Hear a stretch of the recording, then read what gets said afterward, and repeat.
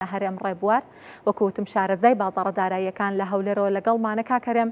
سڵاوت لێبێ بەخێرهاتی پێمان بڵێ کە نرخینەوە دەزانین ئەمڕۆ دابەزی بەڵام پێشبینیتان بۆ ئاراستەکەی لە داهاتووی نزیکە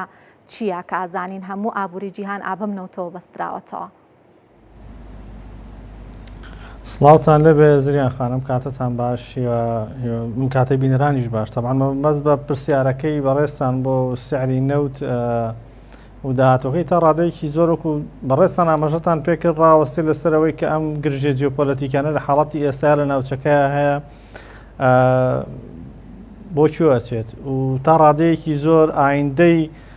ئاسایش و سەقامگیری لە گەرەوی هورمزە بە چه ئاراستەیەکە بێت. تەبعاً هەر هەواڵێکی دڵخۆشکەر هەر هەواڵێکە نزیکمان بکاتەوە لە دانوستانەکان هەر هەواڵێکە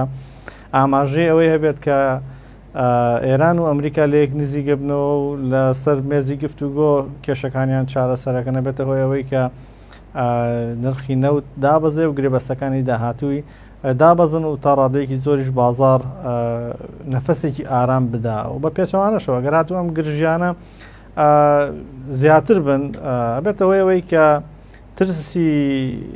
وەبەرهێنەر و بازرگان و کۆمپانیا پیشە سازیەکان ڕوو لە هەڵکشان بکە و بەهای نرخی نەوتیش لە بازارەکان ڕوو لە بەرزبوونەوەکە بە گوێرەی ئەم دوایین پێشهات لە ڕاستیە بەرەو پێشوونێکی زۆر گرنگ نییە لە مەسەلەی ڕێکەوتنی ئەمریکا و ئێرانە تەنها ئەوەی کە هەیە لە ڕۆژی هەینی دۆناڵد ترامپ فەرمانی ڕاگررتنی هێرشەکانی بۆ سەر ئێران کردووە کە نزیکی 2 هەفتە بەردەوام بوون ئەمە شوکو ئاماژەیەک ئەبینرێت یعنی خوێندنەوەکەی بەم شێوەیە بۆی نرخی نەوت داوەزی لە بازارەکانە خوێندنەوەکەی بەم شێوە لەیەکە درێتەوە کە ئەگەر هاتوو بۆردومانکردنی ئێران یاخو جەنگی دژی ئێران ڕاوەستا مانای ئەوەیە کە ڕاوندێکی تر لە گفتوگۆکان دەست پێ بکەنەوە ئەمەشی چێکە لە ئامادە هەر لێ دوانێک بدرێت لەلایەن ئەمریکیەکان یاخو لەلایەن کۆماری ئیسلامی ئێرانەوە بۆنی ئەوەی لێبێ جارێشکە کە گرژیەکان زیاد جارێشکە نرخی نەوت بەرزەبێتەوە باڵارەکانیش حاڵەتێکی نائاسایی ئەمێننەوە و بێبڕیار ئەمێنەوە بەڕاستی وەکو ئاراستەی مستەقبەلی هەتاوەکوی کە ئەم کێشەی لە گەروی هورمزەیەکەوێ بەلایەکە. باشە کاکەرێم جەنابەت باسی کاریگەری هەواڵەکانت کرد لەسەر بازاڕی نەوت بە بڕوای جەنابەت بازاڕی نەوت لەم قۆناغی ئێستایە چۆتە قۆناغێکەوە کە زیاتر کاردانەوەی هەواڵە جیۆپۆلیتیکیەکان کاریگەری لەسەر دروست بکە هەتا خواست و خستنەڕوو پێشەم جەنگەوەی کاریگەری دروستە کرد لەسەر نرخەکەی خواست و خستنەڕوو بوو چۆتەوە قۆناغەوە کە ئێستا هەواڵە جیۆپۆلیتیکیەکان کاریگەرتر بن؟ لە ڕاستیە زریان خان بە تەواوەتی من بڕوان بەوە هەیە کە کێشە جیۆپۆلیتیکیەکان هۆکاری سەرەکی بەرزبوونەوەی نرخی نەوتن لە بازاڕە داراییەکانە ئەمە گەر بگەڕێنەوە بۆ پێش مێژووی جەنگەکە نرخی نەوت لە بازاڕە داراییەکانە تقریباً بە $59 $61 $58 نەوتی خاوی ئەمریکا مامەڵی پێوەکرا و نەوتی برنتیش لە $62-63 هەتاوەکو $60 نرخەکان دابەزی بوون و بازاڕەکان تا ڕادەیەکی زۆر ئاسایی بوون بەڵام ببینین لە دوای جەنگەکەەوە نرخی نەوت جارشکە ڕوو لە بەرزبوونەوە کردو و ڕقەمی $120 مان بینیەوە بۆ بەرمیلێک و تا ئێستش نرخەکان بەڕاستی ڕاستە دابەزیون بەڵام لە پێش جەنگەکە بەرزترن بۆن منەسە نەوتی خاوی ئەمریکا $82 نەوتی برنت نزیکی $84-85 ئەمە ینی بۆ بەرمیلێک ڕقەمێکی بچووک نییە ئەوم پێم وایە لەبەرەوەی کە کێشە جیۆپۆلیتیکە جێەکەی حساسە چونکە مەسەلەکە پەیوەستە بە کرانەوە یاخود داخرانی گەروی هورمزەوە گەروی هورمزیش 20 کۆی گشتی بازاری وزەی نێودوڵەتی لە گەروی هورمزەوە دابینەکرێ ینی کورتێنان بەڕژێ 120 بەدڵنیاییەوە زۆر حاڵەتێکی طبیعیە ئەگەر نرخەکانیش باتە پشت $100 و لە حاڵەتی ئێستاشە بەڕاستی دۆخەکە لە هەستیارتر بووە چونکە ئەو مەخزووناتی نەوتەکە پێشتر هەبوو لە وڵاتان هەیان بوو لە خلاری ئەم 2-3 مانگەی جەنگکە بەشێکی زۆری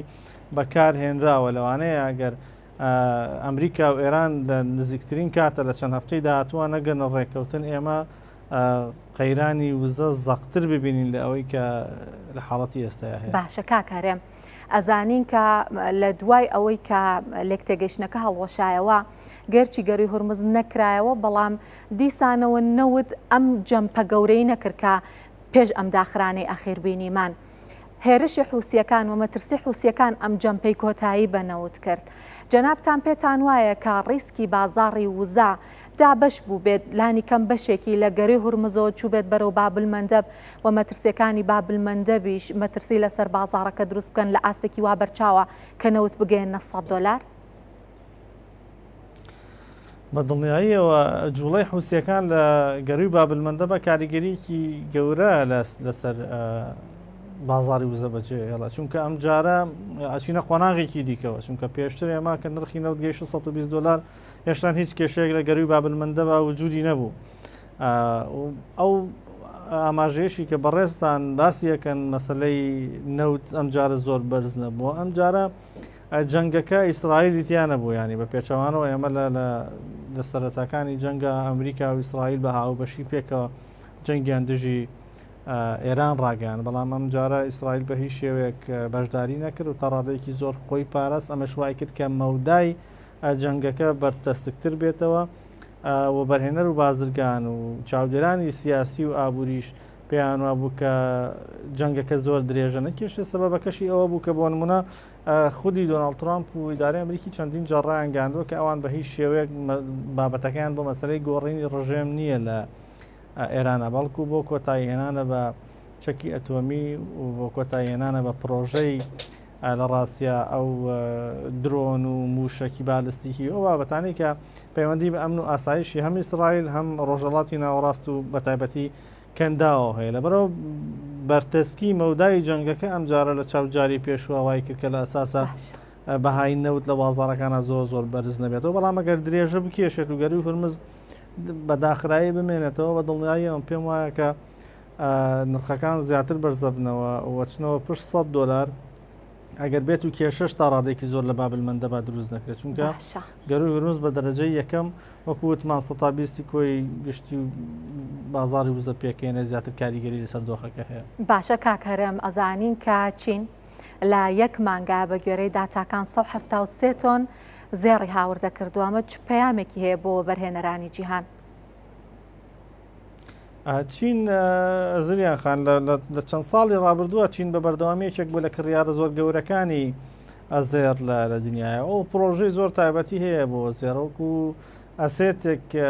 ئەسێتێکی دوورمەودا زێڕەبینەوە کۆمەڵێکیش لەسەر ئاستنی و دەوڵەتی حرەکە و جموجوڵی هەیە کە پێی وایە ئەتوانێت لە ڕێگەی هەبوونی زێڕەوە چارەسەری بکات، چونکە بە پێچەوانەی ئەمریکا بۆ نمونە یوانی چینی دراوێکی جیهانی نییە، دراوێک نییە کە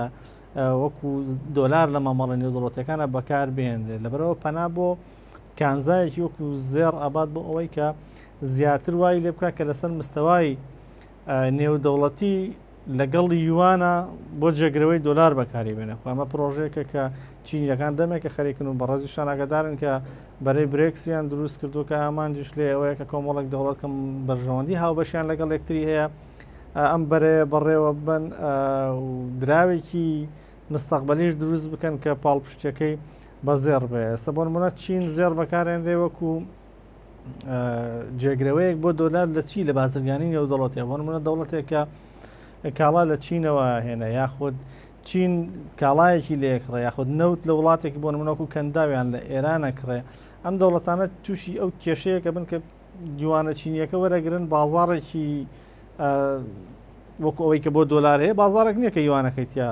ساغ بکەنەوە. بەڵام ئەو بەرنامەی هەیە کە لە داهاتووە ئەم یوانە دیسان لە بۆرسەی شەنگەهای بە زێڕ بۆیان بگۆڕێتەوە، ینی کێشەی مەسلەی یوانی چینی و مامەڵەکردنی لە بازار نێودەوڵەتەکانە